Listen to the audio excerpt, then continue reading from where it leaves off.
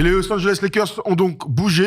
Ils ont laissé partir Russell Westbrook. On a déjà une vidéo qui en parle lors de la soirée de la trade deadline. Pas qu'on veut revenir sur Russell Westbrook. On veut se concentrer sur les Lakers. On a déjà beaucoup parlé toute la saison. Mais vu tout ce qui s'est passé ces derniers temps, eh bien, j'avais envie qu'on en discute tous ensemble. Je vous fais un petit récap. Rui Hachimura est arrivé il y a quelques semaines. Il s'est installé en tant que poste 3 dans ces 5 majeurs. Le trade de Westbrook amène Jared Vanderbilt, Malik Beasley et D'Angelo Russell, qui tous les trois ont fait leur premier match, leur première victoire.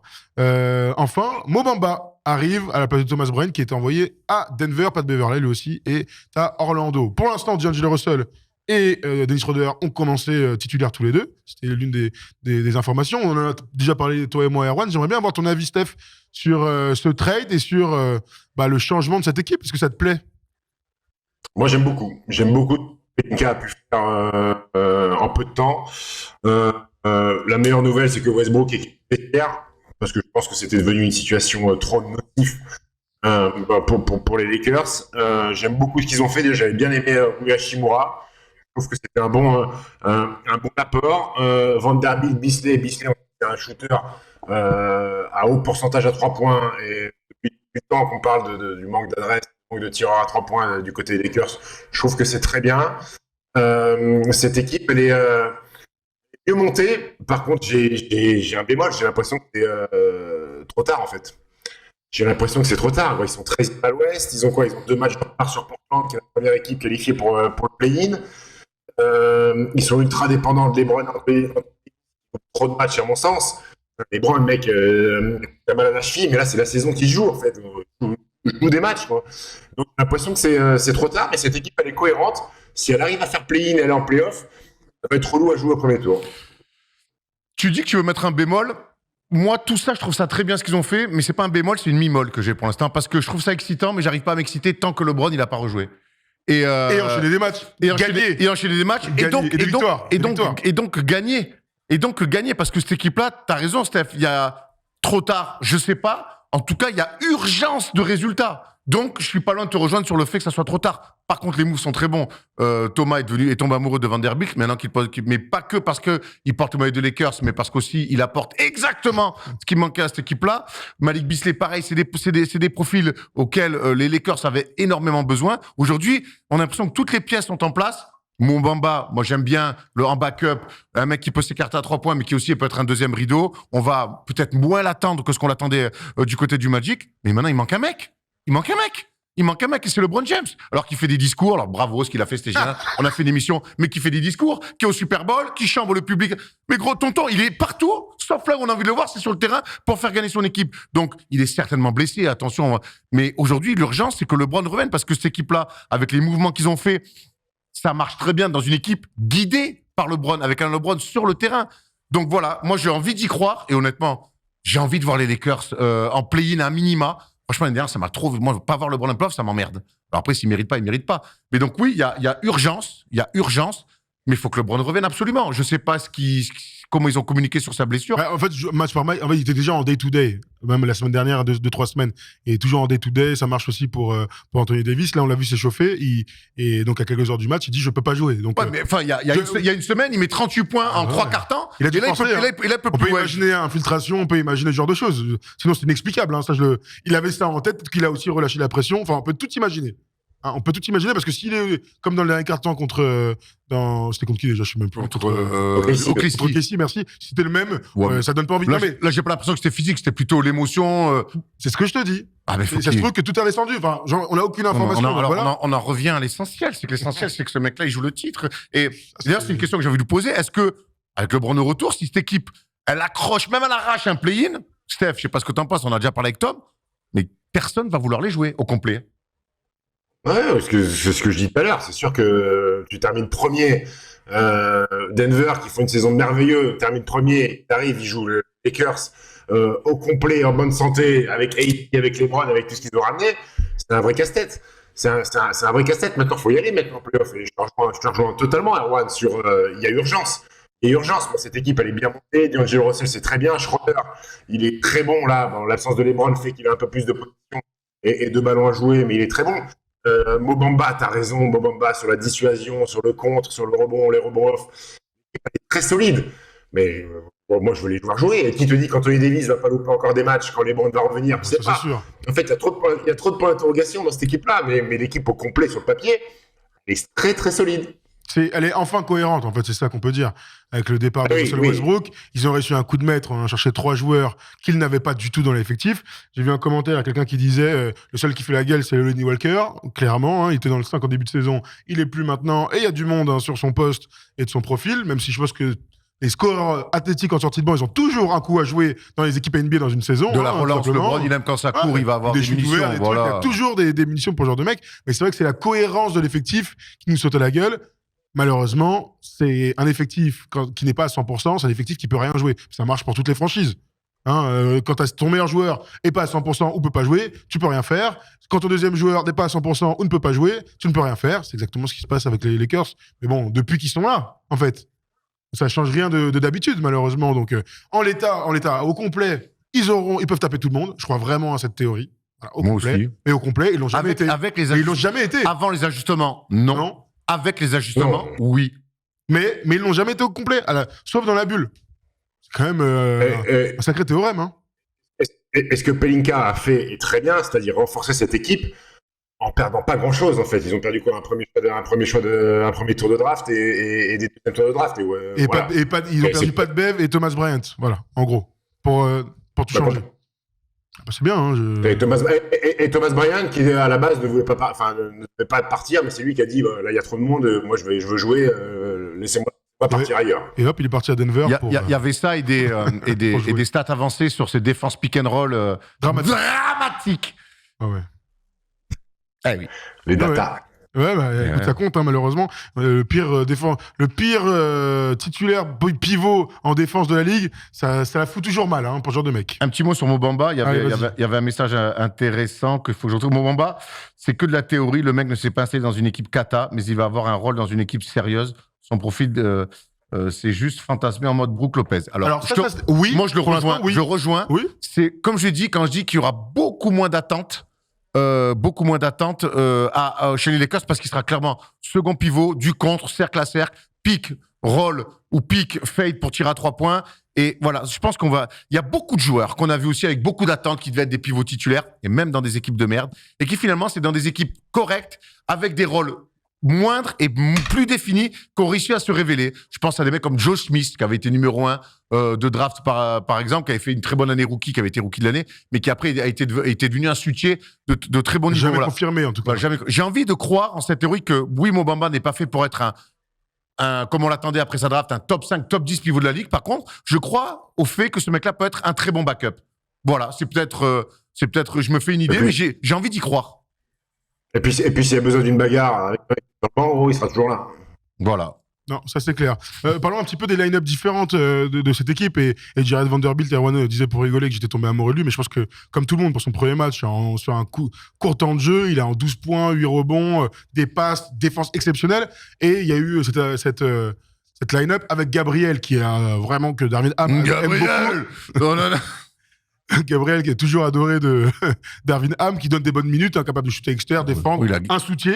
Et ben, il a beaucoup joué avec il a joué pas mal de minutes avec les deux. C'est intéressant, des profils comme ça qui sont complémentaires et très différents d'Anthony Davis. Ouais, Gabriel, j'aime bien. Qui a Gabriel, j'aime bien parce que grosse énergie, pas un talentueux, mais du mastic et toujours chiant à contrôler des deux côtés du terrain. Et mettre en 4 Vanderbilt, c'est intéressant parce que c'est des mecs très durs à contrôler qui peut jouer 3, donc il y a vraiment une anguille. C'est vraiment un 4 mais qui défend sur tout le monde. Voilà, c'est ça, mais même en attaque, c'est une anguille, c'est un 4 qui va au large, c'est un mec qui va au rebond, qui est très athlétique, tu l'oublies, il te passe dans le dos, il est capable de mettre de loin, de près, à mi-distance. Voilà, c'est exactement ces types de mecs-là qu'il faut. Alors oui, ce ne sera pas des All-Stars, mais tu ne gagnes pas en alignant que des All-Stars. C'est même plutôt l'inverse, hein. Ça, c'est clair. Vous avez vu le premier match de Malik Beasley, 0 sur 6 à 3 points. Il passait complètement à côté avec son match.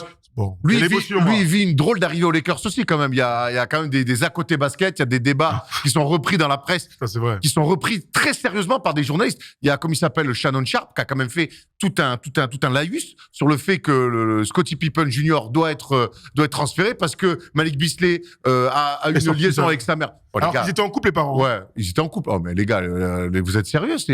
Donc ça, c'est des vrais... J'ai des petites questions là-dessus. À laquelle âge la mère de Scottie Pippen Jr. Voilà, je peux dire ça. Voilà, l'âge qu'il faut. Larissa, je crois que c'est ça. Hein. D'ailleurs, on l'avait croisé à Los Angeles et elle m'avait fait forte impression. Parce que Malik Beasley, il a quel âge? Larissa Pippen, elle est de 74, elle a 48 ans, mais elle fait pas 48 ans. J'ai vu 2-3 photos, c'est plus Larissa, elle met le feu, je te le dis, gros, c'est pas Larissa. Ouais, c'est Larissa. Larissa, elle est pimentée, elle est caliente, Larissa. Quelle bande de beaufs. Ah ouais. Mais Beasley, il a quel âge? Hey Steph, on fait un bras de fer. Beasley, il a quel âge? Beasley, il a quel âge? Il a 28 ans, non? Qui? Malik Beasley, il a quel âge? Oui, mais bon, ça, tu connais aux States, frère, ça change rien, ça. Mais ceci dit, honnêtement. Le mec, il joue à NBA, il a 28 ans. Le mec, il joue à NBA, il a 28 ans, il est obligé d'aller se taper la. Ah, ça après, on ne juge pas l'amour ici, hein. Ils sont sortis ensemble, officiellement. C'est leur problème. Après, ce qui est terrible, alors, Malik Beasley, il a plutôt, entre guillemets, le bon rôle, même si je pense que ça va pas être cool pour lui. D'être et le petit, on pense au petit Scottie Pippen qui fait des allers-retours avec la G-League et qui essaie de se faire la passe NBA et qui est un talentueux, frère, le pauvre. Erwan, tu pourrais jouer toi avec un mec qui met des soupapes à ta daronne? Hell no. Déjà mon père quand il m'a emmené jouer au basket, je l'ai embrouillé. Allez, merci.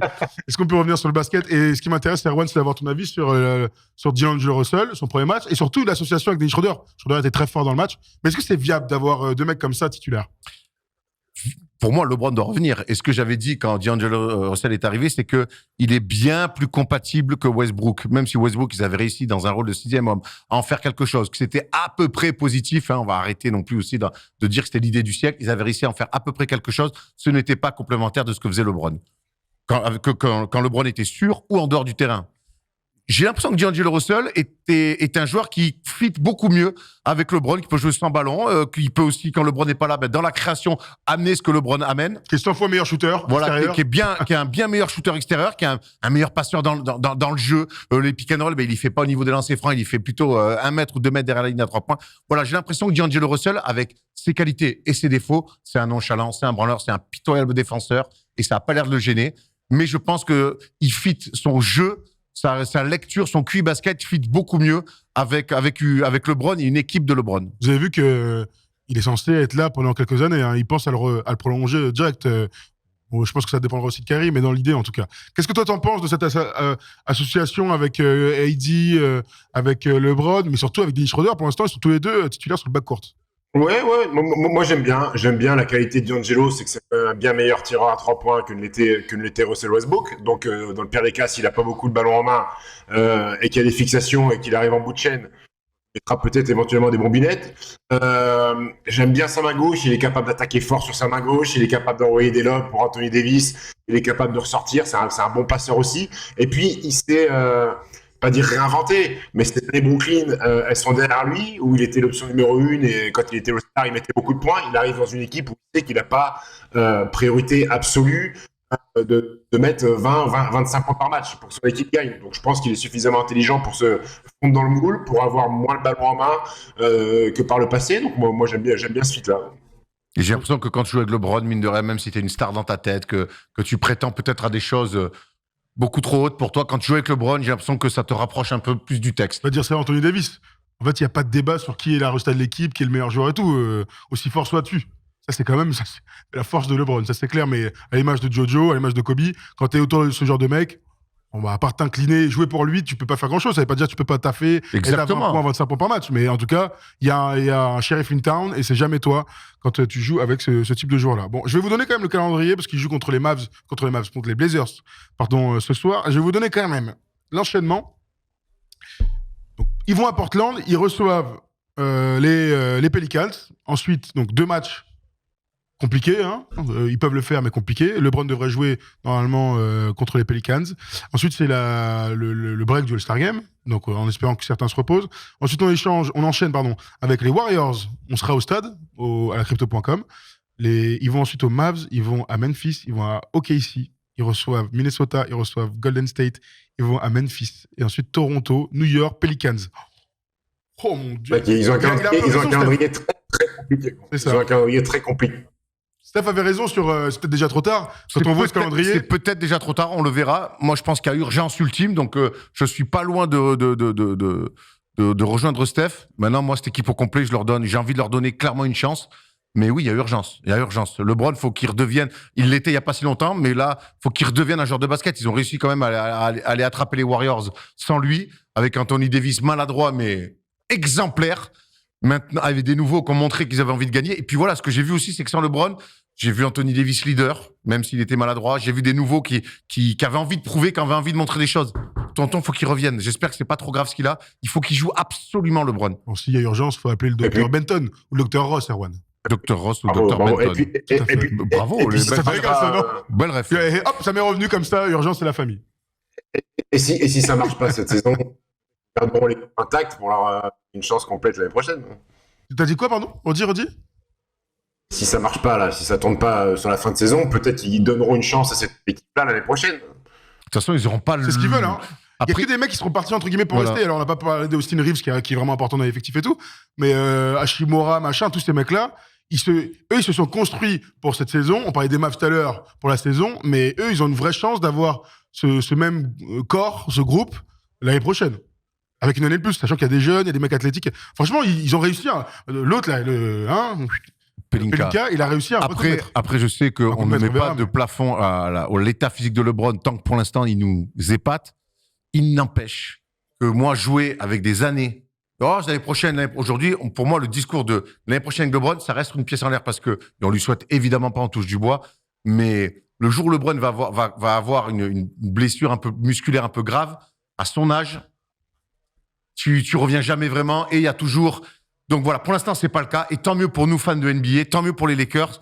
Mais pour moi, calculer déjà l'année d'après, je te rejoins, Steph, mais pour moi, déjà, ils doivent tout faire cette année pour accrocher ce top 10, top 12. Après, il y en a un qui a une pression, si on peut appeler ça une pression. Darvin Ham, avec l'équipe qu'il a maintenant, il va falloir qu'il démontre qu'il est capable de coacher et de présenter des trucs un peu plus cohérents que ce qu'il a pu présenter avec l'équipe qui était bancal.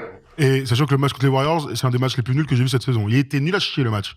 Et pourtant, les Lakers ont gagné, j'étais content. Mais mon gars, les deux équipes, wow, pas d'adresse, pas de rythme. Et pourtant, on a vu des bons matchs ces derniers temps-là. Mais gros, alors ils en sont sortis vainqueurs. Tant mieux pour eux, mais c'est pas un match que je vous conseille de regarder sur le League Pass. Voilà pour les Lakers, les amis. Ce soir contre les Blazers, en espérant qu'il y ait une victoire pour eux pour lancer la série. Pour nos petits copains, on en parlera plus tard. C'était intéressant de vous entendre là-dessus et vous lire dans le chat comme toujours. On enchaîne avec un troisième sujet parce qu'on est pour la NBA et qu'on se régale.